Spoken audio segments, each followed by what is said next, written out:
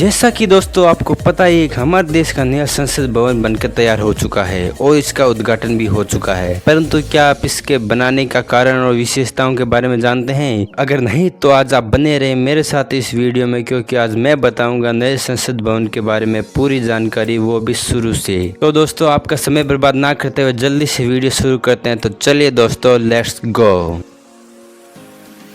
नए संसद भवन की आवश्यकता। नया संसद भवन बनाने का पहला कारण ये है कि पुराने संसद भवन में सांसदों के बैठने के लिए स्थान कम था, क्योंकि 2026 के बाद सीटों की कुल संख्या पर से रोक हटने पर लोकसभा की सीटों की संख्या 545 से काफी बढ़ने की संभावना है। दूसरा कारण ये है कि पुराना संसद भवन अब सुरक्षित नहीं था, क्योंकि पुराने संसद भवन में जल आपूर्ति, सीवर लाइन, एसी, सीसीटीवी और कई प्रकार की सेवाओं को जोड़ने के कारण कई जगहों पर पानी का रिसाव हुआ है, जिससे न केवल भवन की सुंदरता कम हुई है बल्कि उसका ढांचा भी कमजोर हुआ है। तीसरा कारण ये है कि ज्यादा कार्यालय बनने के कारण गलियारे छोटे हो गए थे और इसी कारण से कर्मचारियों को काम करने में काफी दिक्कत आती थी। साथ ही साथ जब भवन बना था तो दिल्ली भूकंपीय जोन 2 में था, परंतु अब ये भूकंपीय जोन 5 में आ गया है। इन्हीं कारणों के कारण नए संसद भवन का निर्माण करवाया गया है। समय रेखा। सितंबर 2019 में सेंट्रल विस्टा एवेन्यू के पुनर्विकास की मास्टर प्लान की कल्पना भारत सरकार ने की। फिर सितंबर 2020 में टाटा प्रोजेक्ट्स लिमिटेड ने CPW द्वारा 862 करोड़ रुपए में नए संसद भवन को बनाने का ठेका लिया। इसके बाद 10 दिसंबर 2020 को संसद के प्रधानमंत्री नरेंद्र मोदी द्वारा नए संसद भवन की शिलान्यास किया गया। फिर इसके बाद जब देश का नया संसद भवन बनकर तैयार हो गया तो 28 मई 2023 को प्रधानमंत्री नरेंद्र मोदी द्वारा नए संसद भवन का उद्घाटन किया गया। नए संसद भवन की विशेषताएं।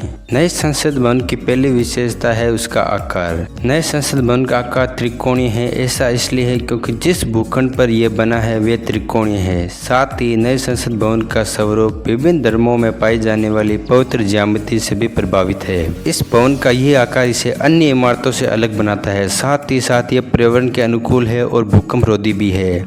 और नए संसद भवन में पुराने संसद भवन के मुकाबले विद्युत खपत भी 30% कम होगी। नए संसद भवन की दूसरी विशेषता है इसके लोकसभा व राज्यसभा कक्ष। नए लोकसभा कक्ष में एक मोर विषय वस्तु को अपनाया गया है, जिसमें दीवारों और छत पर राष्ट्रीय पक्षी मोर के पंखों के समान नक्काशीदार डिजाइन तैयार किए गए हैं। और नए संसद भवन में सांसदों की सीटें 543 से बढ़ाकर 888 कर दी गई है और दोनों सदनों की संयुक्त बैठक हेतु इसकी क्षमता 1272 रखी गई है। वहीं इसके राज्यसभा कक्ष को लाल कालीनों के साथ कमल के रूप में सजाया गया है और राज्यसभा कक्ष की सीटें भी 250 से बढ़ाकर 384 कर दी गई है। इस भवन की तीसरी विशेषता है यहाँ पर स्थापित किए गए देश के प्रतीक, जैसे राष्ट्रीय चिन्ह अशोक स्तंभ के सिंह को भवन के शीर्ष पर स्थापित करना। इसका वजन 9500 किलोग्राम है और 6.5 मीटर ऊंचा है। और 1993 में पुराने संसद भवन के मुख्य द्वार पर स्थापित महात्मा गांधी की 16 फुट ऊंची कांस्य प्रतिमा को नए और पुराने संसद भवन के बीच स्थापित किया गया है। और अंग्रेजों से सत्ता के हस्तांतरण को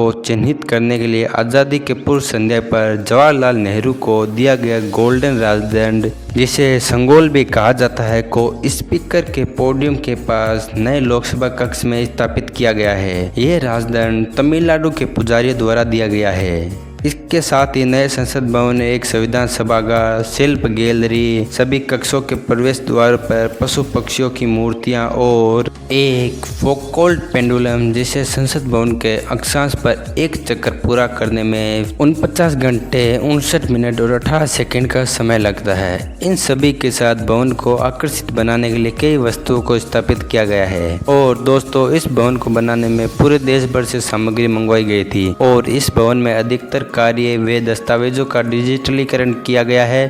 तो दोस्तों आपको नए भारत का नया संसद भवन कैसा लगा हमें कमेंट बॉक्स में जरूर बताएं और वीडियो को ज़्यादा से ज़्यादा शेयर करें, लाइक करें और चैनल को सब्सक्राइब करके बेल आइकन को दबाना ना भूलें। तो मिलते हैं दोस्तों अगले वीडियो में। धन्यवाद।